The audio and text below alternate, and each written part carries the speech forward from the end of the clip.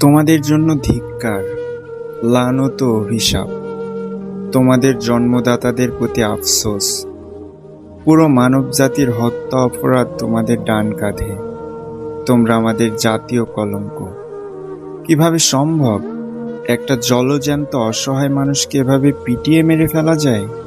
এ কেমন পৈশাচিকতা! বলছি বরগুনা পাথরঘাটার সন্তান তোফাজ্জলের কথা। ভালো রেজাল্ট নিয়ে পাথরঘাটা কলেজে ভর্তি হন। ঠিক ওই সময় স্থানীয় চেয়ারম্যানের মেয়ের সাথে তার প্রেম হয়, কিন্তু বিষয়টি সবাই জানাজানি হলে মেয়েটিকে অন্য জায়গায় বিয়ে দিয়ে দেওয়া হয়। এর কিছুদিন পরে রোড অ্যাক্সিডেন্টে তার বাবা মারা যায়, মা মারা যায় লিভার ক্যান্সারে। শোকে কষ্টে সে মানসিকভাবে ভারসাম্যহীন হয়ে পড়ে, পাগল হয়ে যায়। বড় ভাই ছিলেন পুলিশের এসআই, তিনি তার শেষ অভিভাবক। তোফাজ্জলকে চিকিৎসা করাতেন।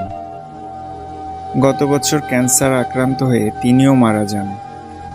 এরপর থেকে তোফাজ্জল রাস্তাঘাট, স্কুল কলেজ, হাট বাজারে তাকে দেখা যেত।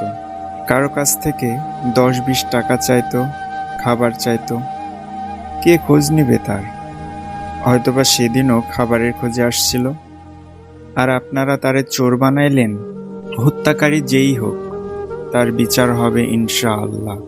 লেবাস পরিবর্তন করে ছাড় পাওয়া যাবে না। কিছু সুশীলকে দেখছি আজকে ফেসবুক গরম করে পোস্ট করছে। বুয়েটের স্টুডেন্ট আবরার ফাহাদের কথা হয়তো ভুলে গেছেন। সেদিন যদি সবাই প্রতিবাদ করতেন, তাহলে হয়তো আজকে এই দিন দেখতে হতো না। আসুন, সন্তানদের মেধাবী হওয়ার আগে মানুষ হওয়ার প্রতিযোগিতা শেখায়, যাতে করে একটা পিঁপড়েও বিনা কারণে পা দিয়ে পিষে ফেলার আগে মনুষ্যত্ববোধ জেগে ওঠে।